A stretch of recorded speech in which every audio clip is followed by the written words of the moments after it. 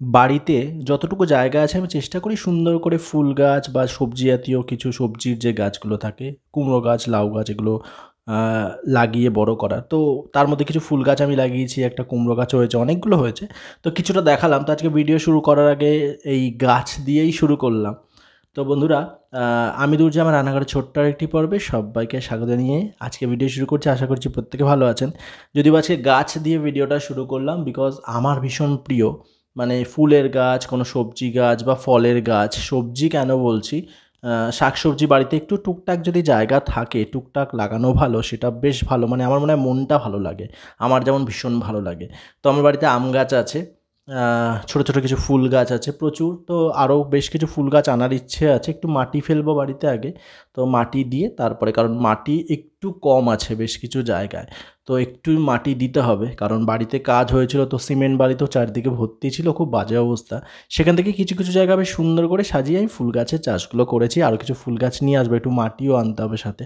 তো যাই হোক বন্ধুরা, আজকে কি শেয়ার করবো রান্নাঘরে সেটা একটু বলি। আজকে শেয়ার করবো হচ্ছে জ্যান্ত মাছের পাতলা ঝোল, আলু দিয়ে আর ঝিঙে দিয়ে। আজকে সকাল সকাল বাজারে চলে গিয়েছিলাম, ভোরবেলা ঘুম থেকে উঠেছিলাম। ভোরবেলা ঠিক বলবো না, আমার কাছে ভোর বলতে সন্ধ্যে ৭ মানে সকাল ৭টার পর আর কি।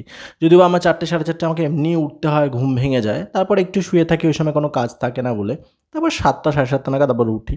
তো আজকে উঠে মাকে রেডি করে ঘরের সমস্ত হালকা কাজ যেগুলো ছিল সেগুলো করে বেরিয়ে গেছিলাম বাজার থেকে। জ্যান্ত তেলাপিয়া আর কিছু তো বাটা মাছ নিয়ে এসেছিলাম, ছোটো ছোটো। তো এটাই দেখাচ্ছি, ভয়েস দিয়েছিলাম কিন্তু চারপাশ থেকে এত আওয়াজ যে ভয়েসগুলোকে আমি অফ করে দিয়েছিলাম। দিয়ে আলাদা করে আমি নিজে আবার আলাদা করে অডিও দিচ্ছি এখানে। তো এখানে এটাই বলছিলাম যে আজকে কী কী রান্না করব।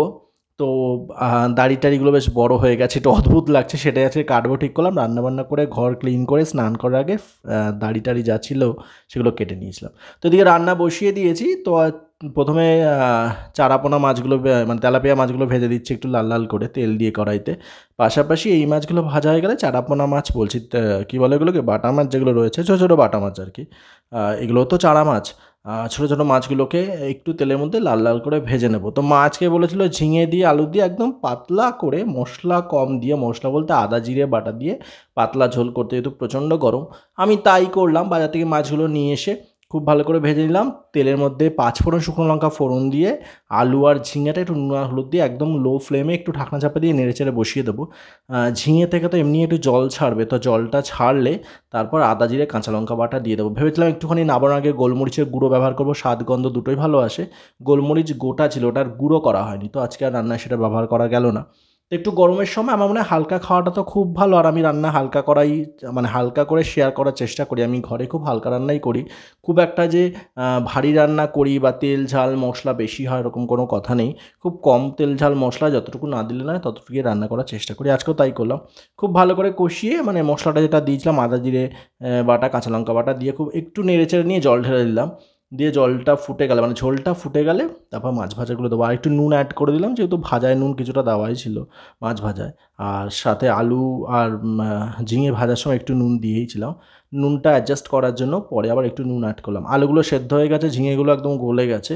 মাছগুলো দিয়ে আর বেশ কিছুটা সময় লো ফ্লেমে ঢাকনা চাপা দিয়ে ফুটিয়ে নেবো। তৈরি হয়ে যাবে একদম পাতলা ঝোল। গরমের সময় এরকম পাতলা ঝোল খান। আর চেষ্টা করুন গাছ লাগানোর, কারণ গাছ কিন্তু আমাদের অনেক উপকারী। তো আমি গাছ লাগাই এটাই কেন বললাম, যে আমি শুধু যে ফুল গাছ লাগাই বা ফল গাছ লাগাই বা এমনি সবজির গাছ লাগাই এরকম কোনো কথা নেই। আমার গাছ এমনি ভীষণ ভালো লাগে, যার জন্য আমি গাছপালা কাটা একদম পছন্দ করি না। তো আমাদের বাড়িতে খুব একটা জায়গা আছে বলবো না, যতটুকু উঠোনে জায়গা আছে আমি এই টুকটাক ওই গাছ লাগাই। সাথে ছোটো ছোটো যে গাছের টবগুলো আছে ওগুলো বসিয়ে দিই, যতটুকু হয় আর কি। তো বন্ধুরা, ভালো থাকবেন, সুস্থ থাকবেন, সাবধানে থাকবেন। আমার কিন্তু রান্না হয়ে গেল। রান্না করতে করতে আজকে অনেক গল্প করে নিলাম গাছ নিয়ে। তো আজকে এতটুকুই, দেখা হচ্ছে নতুন পর্বে। টাটা।